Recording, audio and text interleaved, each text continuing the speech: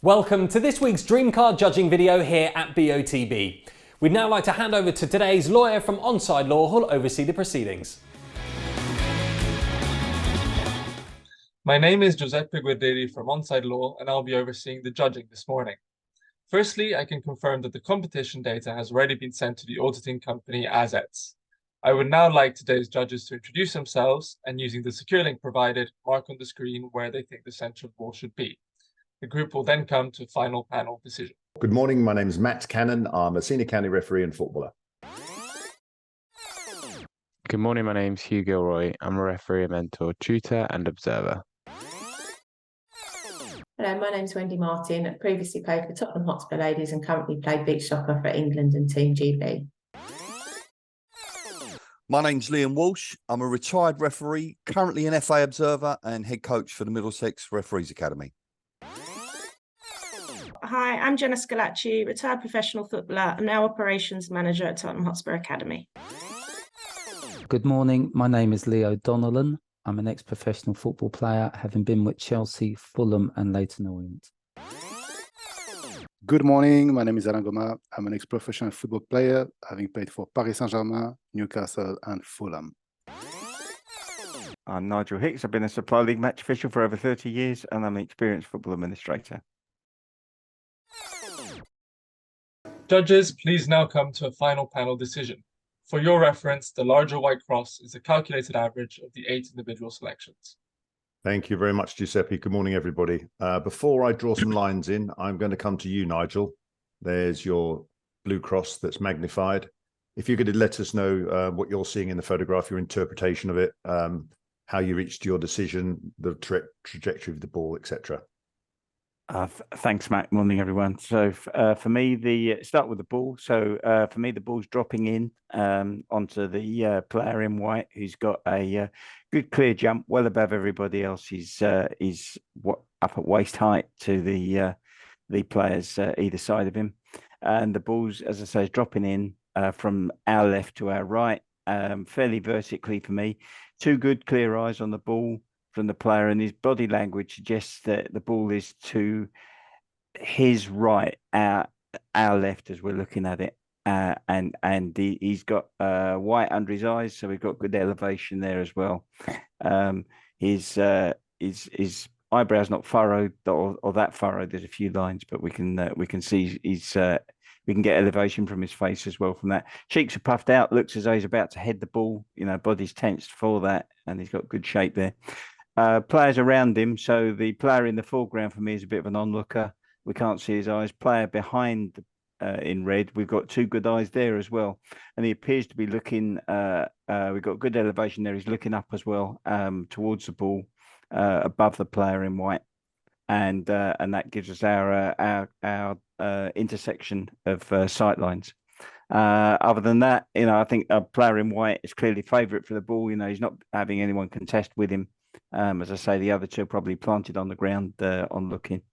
You know, I think the next movement of the ball is to drop onto his head, and he's about to head it. Great. Thank you very much, Nigel. So I will draw some lines up first from this player on the floor. Well, I assume he's on the floor.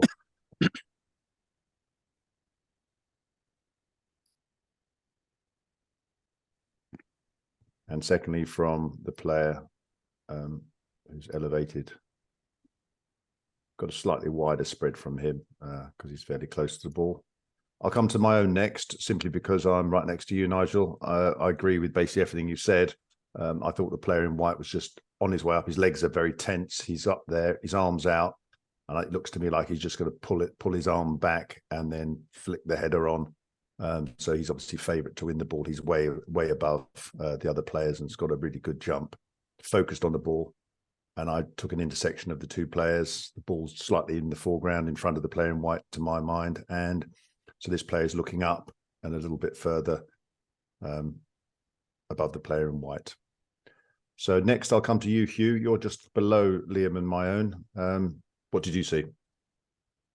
Thanks, Matt. Yeah, I've got to agree with everything you and Nigel have said. I just felt for me that the player in white and blue was almost at the top of his jump, and the ball was going to be played imminently. In fact, I think he is at the top of his jump, given how far up he is compared to the other two players. So I just felt that this was about to be played. I also think his face is tensed, his neck's kind of turned, ready to turn to the left as we look at it, his right, and meet that ball.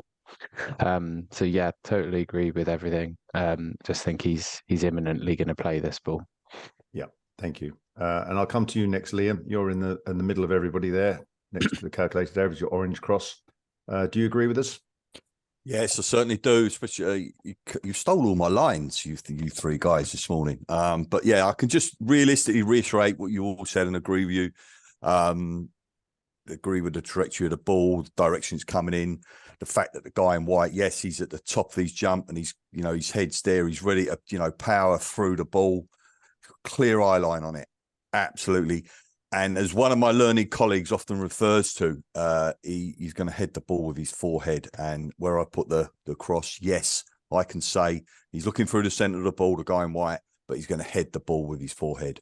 And then the backup evidence is, the guy in red's got clear eye line, clear sight, eyes turned to his left, brows furrowed, so he's looking up, his body evidence supports the height of the ball.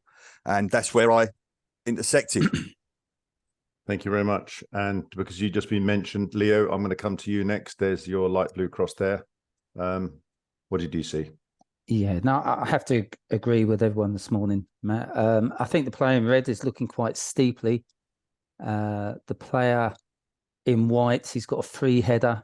I think he's slightly adjusting his body shape to meet the ball. So I think he's a little bit tilted. And I think he's looking, his eye lines tells me he's obviously looking to his right and fairly steeply. I went a little bit higher because I actually think he's fairly relaxed. And maybe there's another half second for this ball to drop in. Yeah. Lovely. And then I'll come up further up to yours, Alain. Yours just a little bit higher than Leo's and a little bit to the right as we're looking at the picture. So how did you reach your position? Yeah, thanks, Matt. I think, I agree with everyone. I think the player in white is about to head the ball.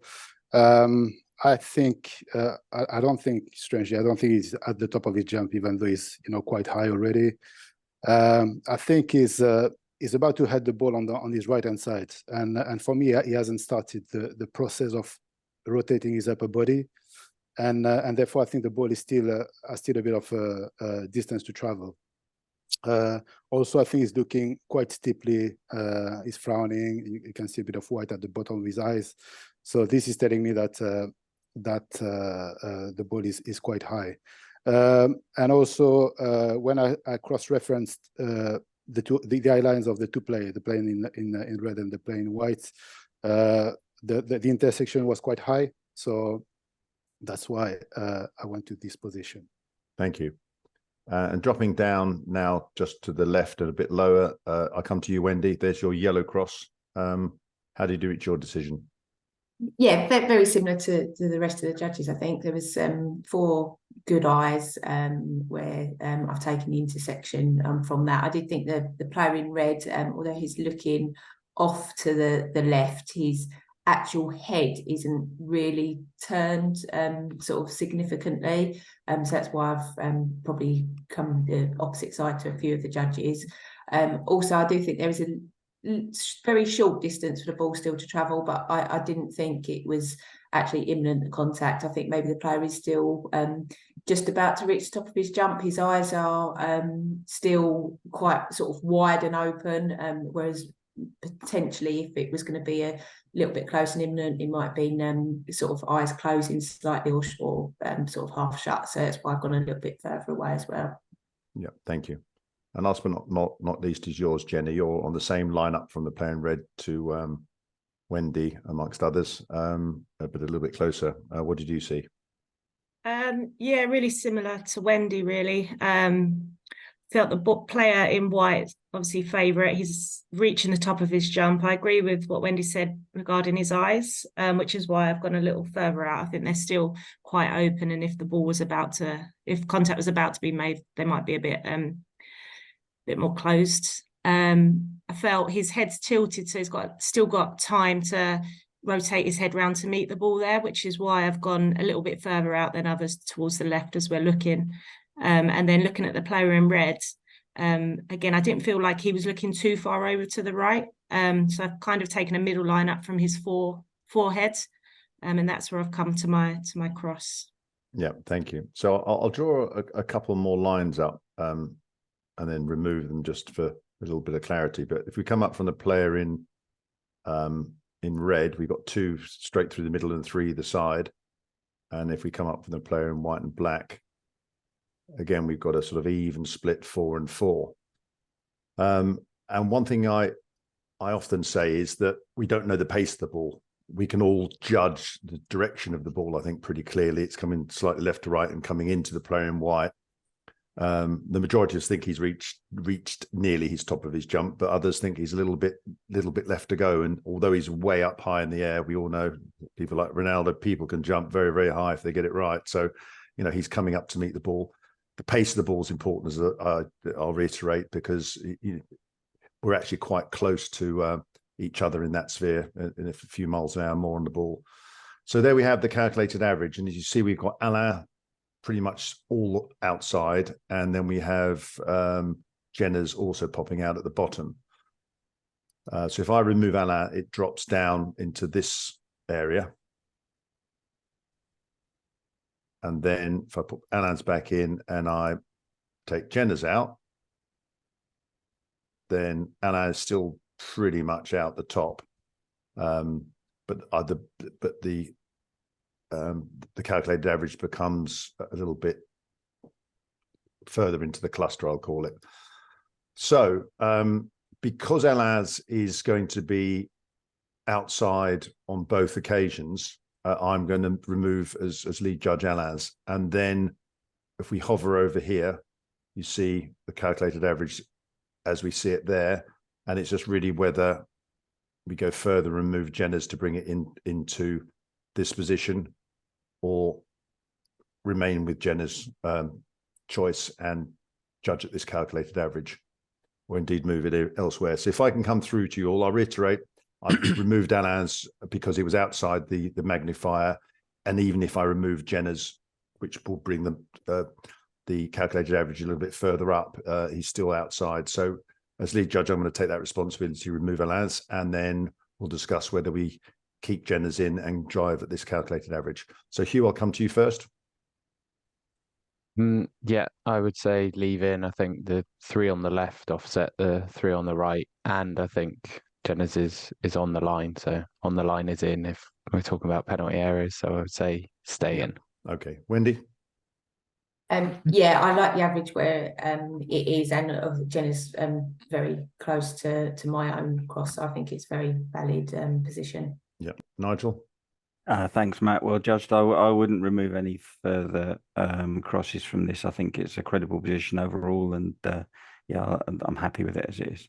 Yeah, Liam. Yeah, stick for me, please, Matt. Yeah, I think you're very close to the average. Yeah, spot on, correct. Yeah, Jenna? I like the balance. You know, just I know my cross is where my cross is, but it could be anybody's cross this morning. You know, I like the balance. As you know, you said there, you've got 3 either side of it, and it's balance coming the other way as well. Alain's, I think you're correct. He was a little bit high. I liked his reasoning, but yeah, go with the 7. Yeah, and on that note, if I go through the middle, we've still got 2 on line, 3 above, 3 below, you know, so it is fairly well split. Jenna. Yeah, obviously I think it's perfect like that. Yeah. Leo.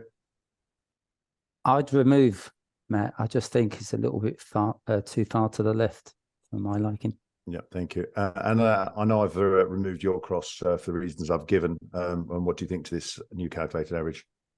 Yeah, no, even though I think it's a bit too much on the left, I think it's close enough to the cluster to be kept in. Yeah, okay, thank you. So sort of almost unanimously, 1 vote to remove Jenna's. We're going to judge at this calculated average. So Giuseppe, after myself removing Alain's for being outside the magnifier, and as I hopefully explained, we're going to judge at this calculated average with the remaining 7 judges taken into consideration. Yeah, thanks, Matt. If you're all happy, then please click submit.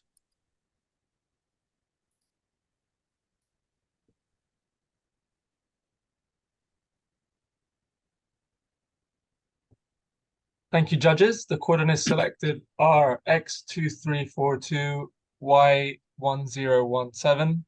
These coordinates will now be passed to the auditing company ASITS to calculate the winner of the competition, and they will then inform BOTB. This concludes the judging process. Thank you.